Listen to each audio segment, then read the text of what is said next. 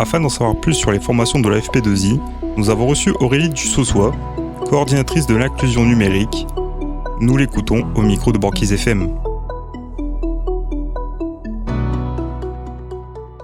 Bonjour Aurélie, Bonjour. Tu es formatrice au sein de l'AFP2I. Qu'est-ce que l'AFP2I ?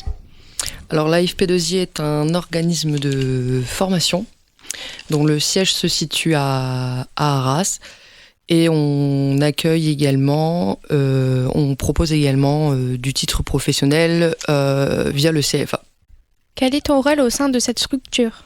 Alors moi, mon rôle, je suis coordinatrice en fait de l'inclusion numérique pour l'AFP2I, c'est-à-dire que je m'occupe de mettre en place les actions de formation pour les services civiques. Donc j'en ai 2 par an sur chaque territoire.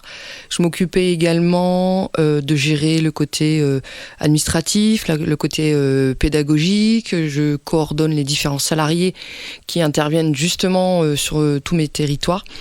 Et à côté de ça, je m'occupe également, par exemple, de mettre en place des ateliers radio, enfin tout ce qui touche autour de l'inclusion numérique. J'ai eu l'occasion de mettre en place également des actions de formation sur une préparatoire à l'alternance. Et puis là, actuellement, j'interviens sur le titre professionnel responsable d'espace de médiation numérique.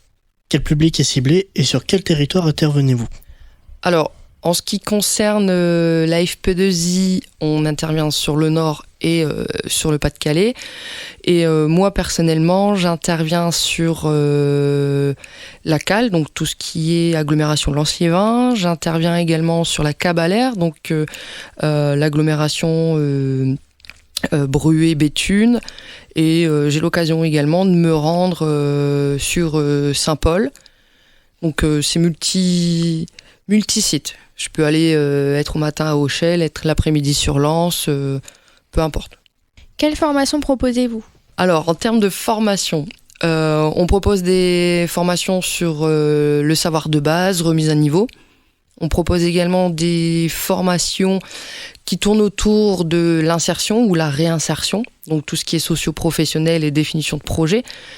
On a également des formations FLE, donc français langue étrangère, où on propose en fait aux personnes qui arrivent sur le territoire des cours de français, apprendre à lire, à écrire français.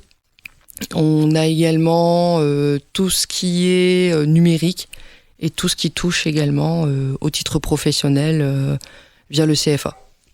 Comment on intègre une formation ?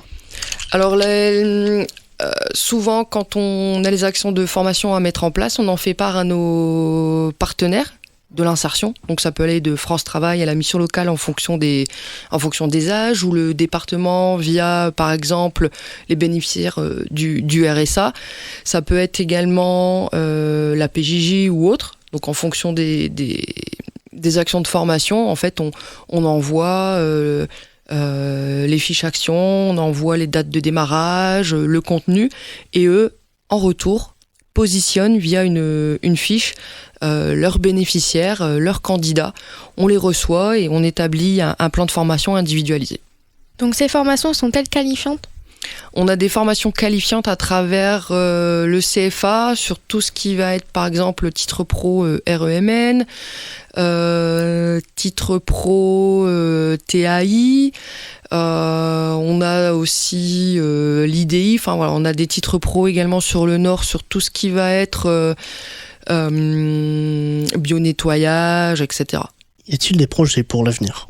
Alors là, les projets actuels, on souhaite continuer à développer toute la partie CFA, continuer à mettre l'accent un petit peu sur tout ce qui est numérique surtout.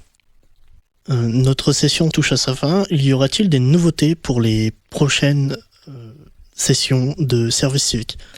Alors la nouveauté concernant spécifiquement le service civique, c'est qu'on va ouvrir une session spécialement pour les primo-arrivants. C'est-à-dire que sur le territoire, y a des personnes qui arrivent, qui ont un titre de séjour, et nous, on souhaite en fait, via le service civique, les mettre les mettre en action de formation via le numérique, et puis avec dans la semaine des cours de français. Et là, pour l'instant, pas de nouveauté. On attend la fin de la session de service civique et on attend les nouvelles directives en fait pour pouvoir enclencher sur une nouvelle session. Vous voyez passer beaucoup de jeunes chaque année. Avez-vous une anecdote à nous raconter? Alors, je vois énormément de jeunes, effectivement, passer à l'année, qui restent ou qui restent pas. Des anecdotes, j'en ai beaucoup. Là, cette année, j'ai un de mes jeunes qui est resté enfermé dans l'ascenseur. Donc, un peu la panique à bord. Petite anecdote aussi, on est allé visiter le Sénat et ils se sont tous rencontrés. Donc j'ai eu 3 groupes de services civiques qui se sont rencontrés sur cette session-là. Ça a bien matché et puis bon, on a des petites amourettes qui se sont fait sur la journée. Enfin voilà, et après des anecdotes, j'en ai beaucoup. Merci d'avoir répondu à nos questions. Bonne continuation. Merci à vous.